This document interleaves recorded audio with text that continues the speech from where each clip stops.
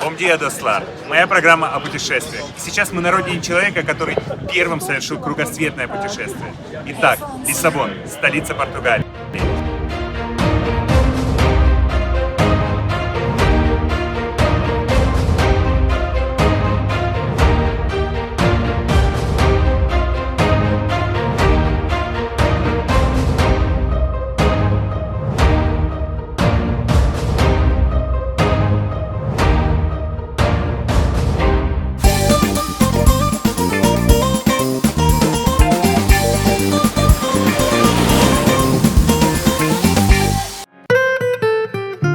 Португалия.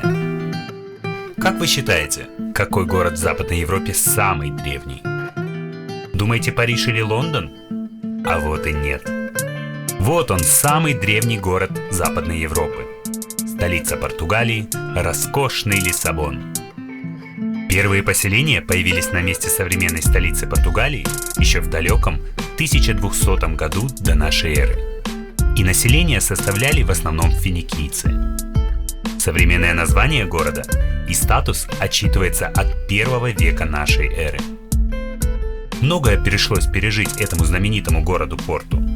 И тяжелые времена средних веков, и славные дни эпохи мировых открытий знаменитыми португальскими мореплавателями, и даже страшные землетрясения.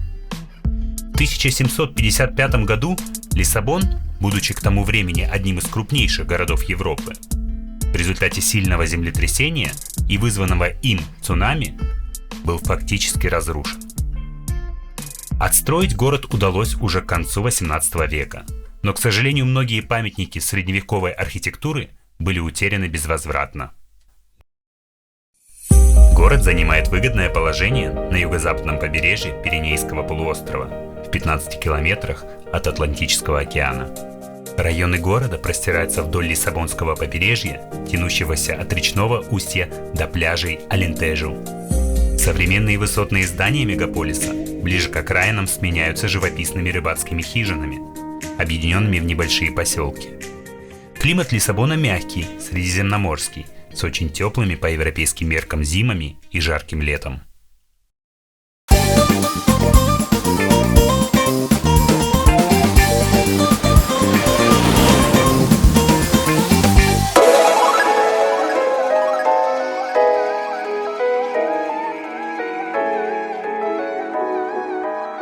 Знакомиться с красотами и историей города начнем с самого популярного у туристов района Альфама. Один из старейших кварталов Альфама славится своей португальской аутентичностью, неповторимой архитектурой и мистической энергетикой. Он является местом притяжения не только туристов, но и местных жителей, которые приходят сюда ради вкусного ужина в местных небольших частных ресторанчиках. Название этому району присвоили еще древние мавры. Слово «Альфама» происходит от арабского языка, что означает «бани» или «источники». Благодаря скоплению термальных источников этот район никогда не имел проблем с водой, а о целебных свойствах местной воды слагают легенды и по сей день. Как я уже говорил, этот район старейший, поэтому изучать его возможно только пешком. Машина сюда просто не заедет. Район изрезан извилистыми улочками, красивыми лестницами и небольшими живописными террасами, обвитыми виноградом и цветами. Он больше похож на большую горную деревушку, нежели на район огромного современного мегаполиса. Сам быт местных жителей создает неповторимый колорит, и кажется, что время здесь остановилось. Квартал расположен у подножья 2 из 7 холмов Лиссабона: холма Замка, на вершине которого находится замок Святого Георгия, и холма Святого Висенте. Главными ближайшими достопримечательностями Альфамы являются кафедральный собор, церковь Святого Стефана и церковь Святого Висенте.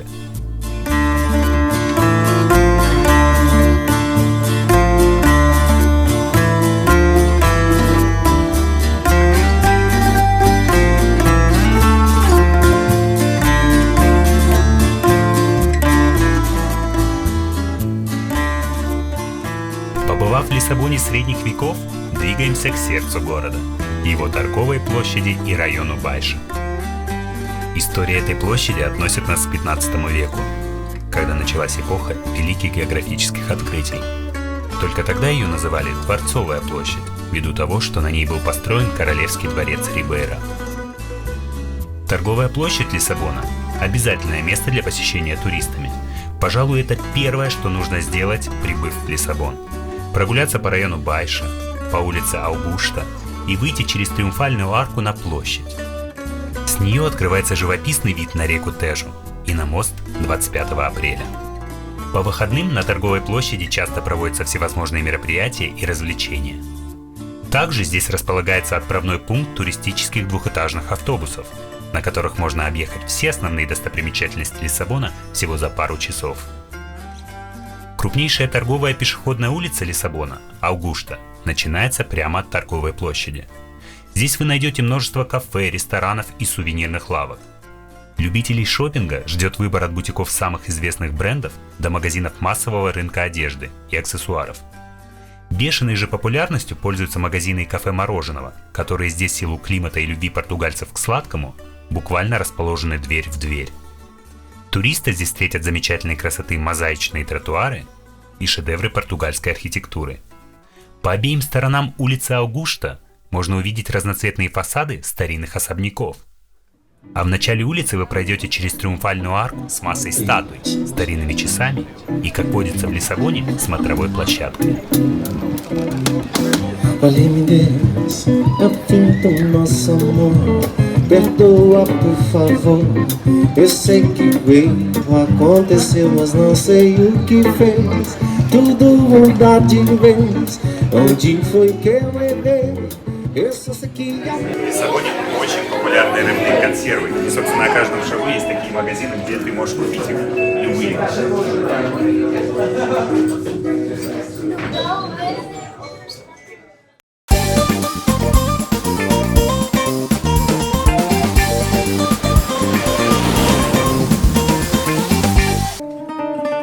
Лиссабон – город дворцов и смотровых площадок. Самые известные из них – площадка Сан-Педро-де-Алькантара, Мирадору-да-Граса и Мирадору-Санта-Катарина. С каждой из них можно полюбоваться живописными видами на старый город, увидеть море и порт, а также выпить чашечку ароматного кофе или бокал традиционного португальского портвейна. Также в Лиссабоне есть смотровая площадка, которая ведет знаменитый лифт Санта-Жушта.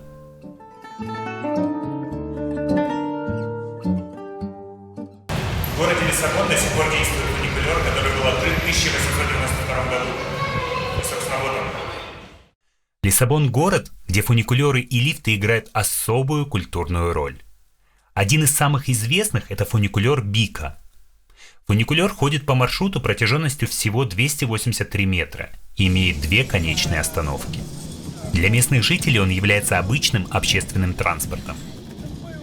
Маршрут фуникулера Бика считается самым красивым и постоянно привлекает толпы туристов. Стоит даже просто пройтись вдоль рейс и посмотреть на плотно стоящие друг к другу цветные домики, выложенные знаменитой португальской плиткой.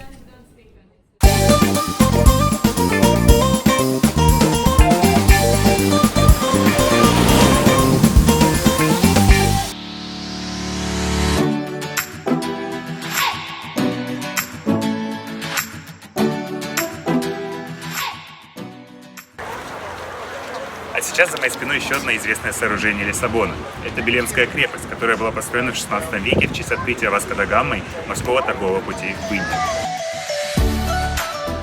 Основной функцией этой башни была оборонительная, но за свою долгую историю ее использовали и как телеграф, и как маяк, и как таможенный пост, и даже как тюрьму. В 1983 году Белемская башня стала объектом, охраняемым ЮНЕСКО, и официально приобрела статус одного из 7 чудес Португалии. Ну а если вас утомили долгие прогулки по большому городу, то стоит сесть на комфортабельный поезд и отправиться в пригород Лиссабона – город Синтра. Дороги в Португалии бывают сильно загружены, поэтому всем туристам настоятельно рекомендуют пользоваться пригородными поездами.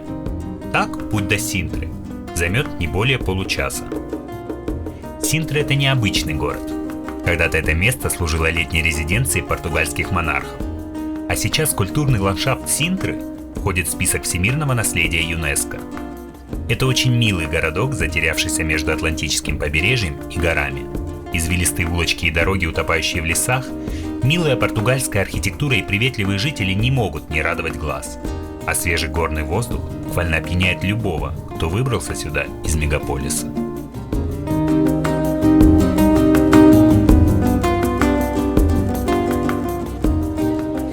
Сегодняшний день нас привел в Синтру. Это маленький городок с кучей достопримечательностей. И свое путешествие в Синтру мы начали с его вершины, на которой расположен замок Пены. Собственно, вот.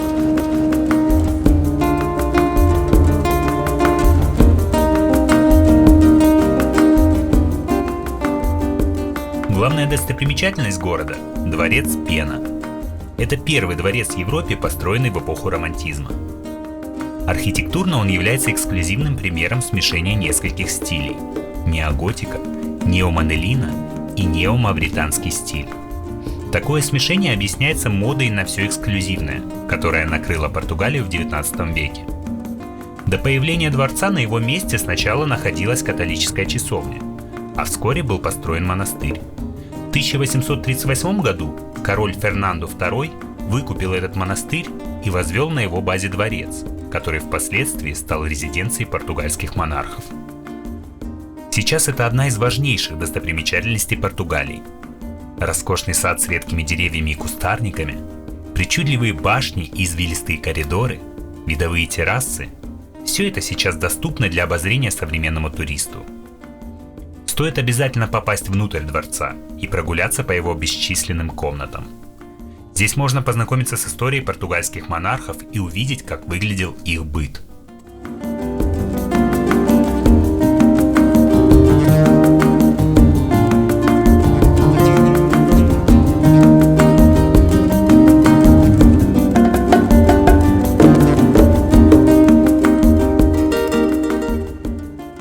Вдоволь нагулявшись по дворцу Пена, отправимся в еще один замок, располагающийся неподалеку – замок Мавров.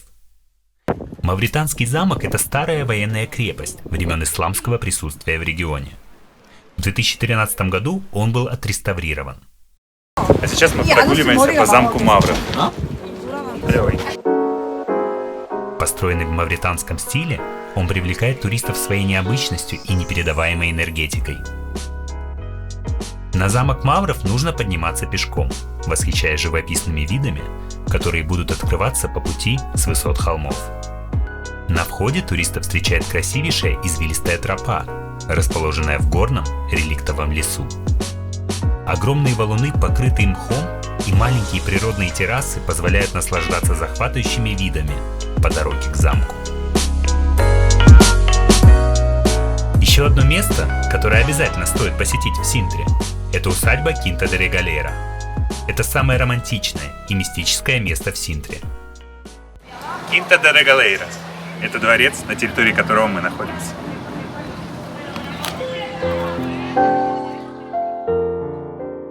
Эта усадьба была построена в начале 20 века, в последние годы существования монархии в Португалии. После падения монархии усадьбу приобрел португальский миллионер бразильского происхождения, сделавший свое состояние на продажах кофе. Впоследствии он преобразил усадьбу, постаравшись превратить ее в райский сад Эдем на земле. Смешение стилей и природная красота вместе сделали усадьбу роскошной и местами мистичной. Бесчисленные гроты, подземные тоннели и извилистые тропы, выходящие к живописным прудам – все это усадьба Quinta de Regaleira.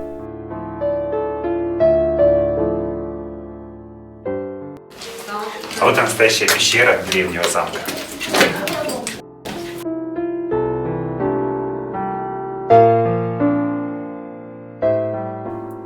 Существует множество легенд про эту усадьбу. По одной из них, в этой усадьбе проводили свои обряды посвящения масоны. Масонский стиль и правда присутствует в архитектуре усадьбы, что дает основание полагать, что легенда появилась не просто так. Но это уже не главное. Ведь сейчас усадьба доступна для посещения любому желающему, и каждый посетитель может найти здесь что-то свое, то, что привлечет его внимание и заинтересует больше всего. Одного дня не хватит, чтобы обойти все достопримечательности Синтры. Сюда стоит отправиться на выходные, чтобы увидеть все замки и дворцы, а также ознакомиться с историей Португалии.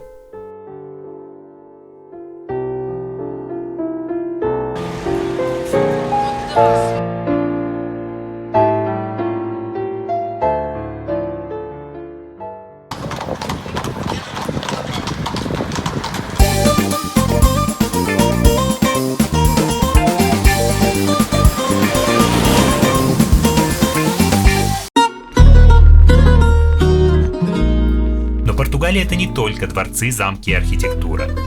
Эта средиземноморская страна имеет и свою особенную кухню. В целом можно сказать, что по ингредиентам она является родственной испанской кухне, но тем не менее есть и свои отличия. Например, в Португалии предпочтение отдают сладким винам, все-таки это родина легендарного портвейна.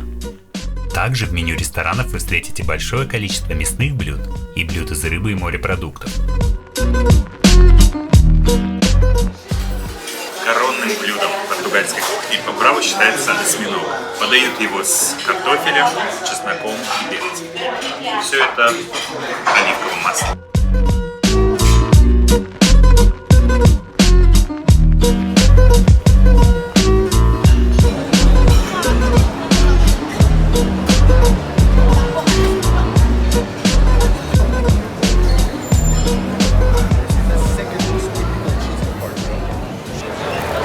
Как и в других крупных городах нашего земного шара, существует рынок, в котором вы можете не только прийти за продуктами, да, купить продукты, но и вкусно поесть.